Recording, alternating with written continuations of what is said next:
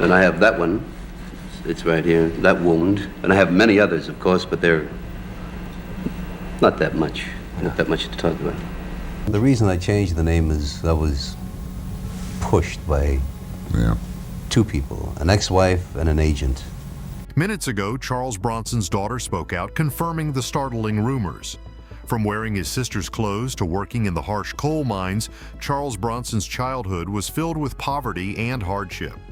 Picture a young boy earning just $1 for every ton of coal, working in conditions so harsh they were almost inhumane. What dark secrets and strong will did these tough times create in him? Don't miss this urgent look into the tough life that shaped Charles Bronson into the icon we know today. Charles Bronson's strange path. By age 16, Charles worked in the coal mines, earning just $1 for every ton of coal he dug up. The work was dangerous, especially for someone so young, and the conditions were brutal, almost like slavery. Together with his brother, he faced the constant threat of mine collapses as they cleared stumps and debris.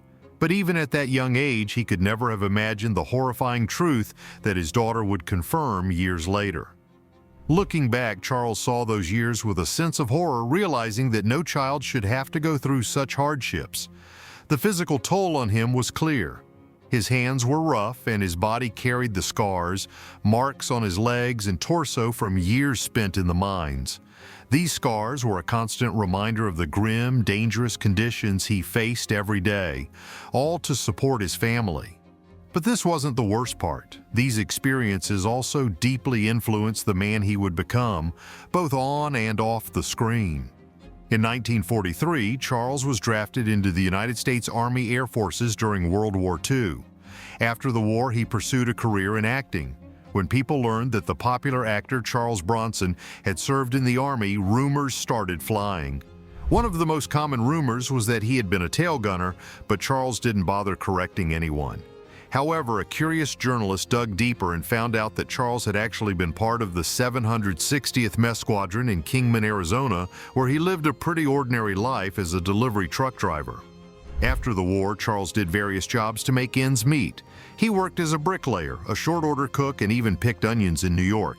Eventually, he moved to Atlantic City and started renting beach chairs along the boardwalk. One day, while running his chair rental business, he met a group of actors who were on vacation. Charles, who also had some painting skills, convinced them to let him work on their stage set. Impressed with his work, they not only hired him but also gave him a small role in their play. While painting stage sets, Charles discovered something unexpected. He really enjoyed acting, even more than painting. Inspired by this newfound passion, Charles decided in 1949 to pursue acting full-time and moved to California. There, he signed up for acting classes at the Pasadena Playhouse. During his time there, 27-year-old Charles met Harriet Tendler, a fellow aspiring actress, and they quickly fell in love. They got married the same year. After a few years of studying and working in California, he landed his first small role in the movie You're in the Navy Now, starring Gary Cooper. He went on to play various roles, often portraying tough guys, construction workers, and even a strict bodyguard trying to stop the hero from reaching the villain. At the start of his acting career, Bronson used his original name, Buczynski. But in 1954, while filming Drumbeat, he changed his name to Charles Bronson. This change was necessary because of the tense political situation at the time. The Cold War between the United States and Russia was in full swing, and there was widespread fear of communism, driven by Senator Joseph McCarthy's intense anti-communist efforts. With public scrutiny high, having a Russian-sounding name felt risky. Charles Bronson was not only easier for Americans to say, but it also distanced him from his Eastern European roots.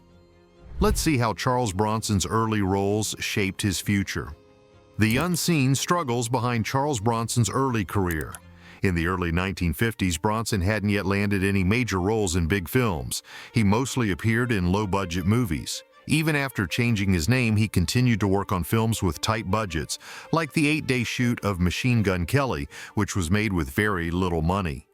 But this wasn't the worst part. Years later, his role in Machine Gun Kelly caught the eye of a famous French actor, Alain Delon, who liked the film. Delon invited Bronson to France to star in Adieu l'ami, a movie that quickly became popular across Europe in the 1970s. This was Bronson's first big break. So why did Bronson take on roles that highlighted toughness and resilience? Maybe it was because of his own life experiences, or maybe it was just a natural fit for his rugged look. While the exact reasons might not be clear, what is certain is that his impact on the film industry was significant, and he became a symbol of strength worldwide. Before diving into the surprising news shared by Charles Bronson's daughter, let's take a moment to reflect on one of his famous films that really mirrored his own life. In The Great Escape, Bronson played Flight Lieutenant Danny Walensky, a character who was great at digging tunnels. Walensky's determination to escape from prisoner of war camps meant digging long tunnels, something he didn't like because he was afraid of tight spaces. Even though he had this fear and bad memories from the war, Bronson took on the role with dedication, showing how committed he was to his work. You might not expect it, but Charles Bronson was capable of deep emotions, even though he often seemed tough and unbreakable on screen. Beneath that hard exterior was a man who felt love and affection just like anyone else. Bronson often played characters who were tough and hardened by life, and these roles were not easy on him. They were physically and emotionally draining, and they reflected his own life experiences. The tough scenes he acted out reminded him of the hard work he had done in his youth, which had a big impact on him. But even with these challenges, Bronson kept taking on these roles, maybe as a way to deal with his past. During the filming of The Great Escape, Bronson's life took a romantic turn. He met Jill Ireland, a lovely British actress who was married to David McCallum at the time. Bronson and McCallum had a lighthearted moment when Bronson joked that he might marry McCallum's wife. What seemed like a simple joke at the time would soon become much more serious as the situation between the three of them evolved. At the same time, Bronson's personal life was going through some tough changes. His marriage to Harriet was falling apart. Their problems had become so obvious that anyone close to them could see it. They eventually divorced in 1965. 3 years later, Bronson and Ireland's relationship had grown stronger, and they got married. This new phase in his life happened just as his fame was rising. Even though he often had to work with less than great scripts or low budgets, Bronson still managed to give strong performances. Both critics and audiences appreciated how he brought depth and honesty to his roles, making sure his acting left a lasting impression. But this wasn't the hardest part. Bronson's journey through Hollywood, with all its ups and downs, showed a man who handled both his career and personal life with incredible strength and honesty. His legacy as an actor isn't just about the characters he played, it's also about the real human experiences he brought to his roles, making him a memorable and lasting figure in the world of film. Now, we'll see how fame changed Bronson's life and relationships. The intensity behind the scenes. In 1963, fans were excited about a man who was making a big impact. He had a loyal following in France, Japan, and Italy. In Italy, they even called him Il Brutto, which means the ugly one. But his wife, Jill, knew that underneath his tough exterior, Bronson had a gentle side that only she saw. She was always by his side, supporting him. When he was younger, he had a reputation for intimidating others and once even broke a sergeant's arm in a fight. As he got older, his aggressive behavior sometimes showed up on film sets, like the time he choked a director during an argument. This intense image captured the attention of many, including Michael Gordon Peterson, Britain's most notorious prisoner. In 1987, Peterson adopted the name Charles Bronson as an alias, connecting himself to Bronson's tough and fearsome image. This only added to the fear some people felt towards Bronson. Early in his acting career, Esquire magazine quoted Bronson saying he was ready to protect his family at all costs. This statement solidified his image as a man not afraid to use violence. People had many opinions about him, especially after he appeared on Johnny Carson's show. When asked about his Esquire statement, Bronson didn't deny it. Instead, he confirmed his words, showing just how straightforward he was. But this wasn't the worst part. Adjusting to the media in the United States was tough for Bronson, mainly because he didn't like the press. He saw them as intrusive and manipulative. He was also harsh towards film critics, often reminding them that his movies weren't made for their approval. During a meeting with well-known critic Roger Ebert, Bronson's intense stare made Ebert believe he was capable of violence, which only reinforced Bronson's tough and uncompromising image. Despite his public hostility, even towards big names like director Nicholas Gessner, with whom he openly clashed, Bronson's temper was well known. His wife Ireland would often downplay his aggressive behavior when asked on TV, suggesting that the press might not have been exaggerating his actions. But this wasn't just about his public image. Looking deeper into Bronson's aggressive moments reveals a pattern of behavior that matched the tough guy image he portrayed, making people wonder how much of his public and private lives were really different. Charles Bronson often found working with movie directors challenging. He felt that while the storylines belonged to them, the emotions and experiences he brought to his characters were his own. Bronson wasn't always happy with the roles he was given. He wanted more intense action scenes. He saw many directors as just typical Hollywood types full of empty talk. Walter Hill, who directed Bronson in the 1975 film Hard Times, mentioned that Bronson's strong build was perfect for the role of a tough fighter. But things almost got heated over how much screen time Bronson's wife, Jill Ireland, was given in the movie. In 1991, Sean Penn, who directed The Indian Runner, said that Bronson preferred roles where his character survived. This made sense since his fans, especially in Italy, loved seeing him as a tough guy who always made it through. Billy Crystal, known for his production work on City Slickers, encountered an unexpected reaction when he sent the script to Charles Bronson. After reviewing the script, Bronson was upset with the fate of his character who was written to die in the film. Drawing on his iconic roles, especially from the Death Wish series, Bronson strongly believed that his characters should not meet their end, mirroring his on-screen persona of invincibility. Despite Crystal's attempts to explain the narrative necessity of the character's demise, Bronson remained unconvinced. The conversation ended abruptly as Bronson expressed his clear disinterest in the role, given the proposed storyline. This incident highlighted a clash between the actor's established image and the creative direction of the film. Next, explore the tough and controversial roles that defined Bronson. Bronson's controversial legacy. Bronson had a strong preference for playing tough characters, as seen in the Death Wish series directed by Michael Winner. In these films, Bronson played a vigilante in New York taking revenge after his family was attacked. While many found these roles controversial, Bronson embraced them fully, unlike other actors like Clint Eastwood, Frank Sinatra, and Henry Fonda, who turned down the role because they found it too violent. No, I'd rather confront criminals myself. The movie felt twisted and vile, so Bronson accepting the role so quickly didn't look good on him. People started questioning his sanity. Maybe he actually had shot a criminal. Who could tell? Paul Kohner, aware of Bronson's decision, warned him about the controversy it would stir up. He also mentioned that the film was sending a harmful message. Was that something Bronson wanted to represent? But Bronson's way of thinking was unsettling. He wondered why criminals would target his movie family if they understood the consequences. Bronson believed that retaliation only leads to more harm in the world, a principle he carried with him everywhere. In July of 1974, Death Wish was released in theaters and became a blockbuster, earning over $22 million on a budget of just $3 million. It was a massive hit, capturing everyone's attention despite the criticism.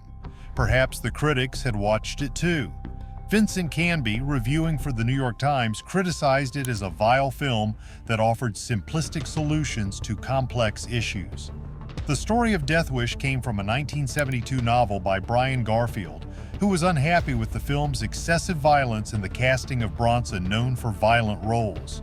Seeing Bronson, you'd expect a shootout, Garfield remarked. He was clearly upset. Garfield had initially hoped Sidney Lumet would direct the film with Jack Lemmon as the protagonist. However, Winner did not hold back. How could fans imagine Lemmon as a vigilante who uses violence? Winner knew Garfield wanted a less violent story, but also knew that gentleness wouldn't attract audiences. He mocked the sales of Garfield's book, claiming it had only sold 3 copies before the film, likely bought by his mother and family members. Come on, Garfield, were you writing a children's story? You wanted less violence? It's about a man on a violent quest for revenge, he argued. Who would have guessed Michael Winner could be so direct? Yet if you've seen Death Wish, it wouldn't surprise you. Following the movie's initial success, Winner kept making sequels, feeding into a cycle of violence that Charles Bronson preferred. Bronson took the lead role 5 times, with sequels made in 1974, 1982, 1985, 1987, and 1994. Perhaps the fascination with violence had worn off, or Bronson was simply aging. Garfield was bitter about the sequels as they strayed far from his original vision. He felt Winter was exploiting Bronson's penchant for aggressive roles, which he found mediocre. These films were frequently shown on TV and in theaters. Kids could be watching, learning that retaliation was acceptable. It's possible that these films contributed to making the 20th century one of the most violent times in history. In the year 1984, an incident unfolded on a New York City train that left a lasting impression on the public discourse and media. Bernhard Goetz, a young man, found himself at the center of controversy when he shot 4 young black men. This action swiftly labeled him as a vigilante, echoing the persona of a renowned movie character immortalized by Charles Bronson. Amidst the turmoil, a famous movie director offered a comment that, while intended to be humorous, came off as both insensitive and ill-timed. His remarks suggested that if Goetz felt compelled to use his weapon, a more appropriate time might have been during the premiere of their movie. This attempt at humor fell flat, particularly as the city grappled with the repercussions of the shooting. The director's words, meant to lighten the mood, instead highlighted a disconnect, failing to acknowledge the gravity of the situation. This incident would not be the last time the actions of Goetz would be referenced in such a manner, demonstrating the complexities of public reactions to violence in media. Finally, let's look at Bronson's later years and the surprises they brought. Beyond the screen. Years later, during his first presidential campaign, former U.S. President Donald Trump mentioned the movie at a rally. He talked about having a gun license and always carrying a weapon, saying he wouldn't hesitate to shoot back if attacked. Oddly enough, his supporters responded by chanting Bronson's name, showing their support for the idea of vigilante justice. Charles Bronson himself was known for always being where the action was. As he got older, he realized he couldn't do dangerous stunts anymore. After his last Death Wish movie, he moved to TV, starring in shows like Family of Cops. He was often seen on magazine covers holding a shiny gun. Over time, Bronson and guns became nearly inseparable. In his movies, Bronson was more of a man of action than words. He sometimes did both, but off-screen, he was quiet and preferred to let his actions speak for him. As his fame grew, many people had opinions about him, but did anyone really know who he was? Bronson's influence was strong enough to inspire a biographical film. In 1990, after his wife Jill Ireland died of cancer, her writings about their life together were used in a movie. Jill Clayburgh played Ireland, and Lance Henriksen portrayed Bronson. The film was meant as a tribute, but Bronson was openly unhappy about it and even threatened to sue the filmmakers for not asking his permission. So why did Charles Bronson keep his softer side hidden? Was he afraid that people would see the man behind the tough image? Bronson also loved to tell stories about his off-screen toughness, claiming he had been in fistfights and even suggesting he had been arrested for assault. He hinted that throwing knives was a hobby. However, investigations found no criminal records or violent incidents in his past. But this wasn't the most surprising part. Reporters later found out that Bronson's real hobby was painting. It turns out he was a gentle and thoughtful person, quite different from his public persona. Yet many people still thought he was arrogant. He was known for avoiding handshakes, which some took as a sign of rudeness, but this was actually because he had a deep fear of getting sick. Bronson had other fears too. He was terrified of fire, probably because he used to work in coal mines. While filming Death Wish in 1974, he insisted on staying in low-floor hotel rooms so everyone could escape quickly in case of a fire. Despite his tough guy image, Bronson showed his softer side in various ways. For example, when young actor Kurt Russell gave him a remote-controlled airplane for his birthday, Bronson, usually known for being reserved, warmly showed his appreciation. Later, on Russell's birthday, Bronson gave him a high-end skateboard and even stood up for him when security tried to stop their fun. But this wasn't the last surprise from Bronson's life. Maybe Bronson's tough exterior was just a way to protect himself from the pain of his early struggles and the loss of his wife. In 1998, Bronson married Kim Weeks, a younger actress who cared for him during his final years. He passed away in 2003 at the age of 81 at Cedars-Sinai Medical Center in Los Angeles. He left behind his family, including his 3 daughters, a son, and 2 stepsons from his marriage to Ireland. Not long ago, his daughter, Katrina Bronson, revealed a surprising detail about her father's life, once again changing how people see him. What do you think was the most surprising aspect of Bronson's life? Like, comment, and subscribe for more.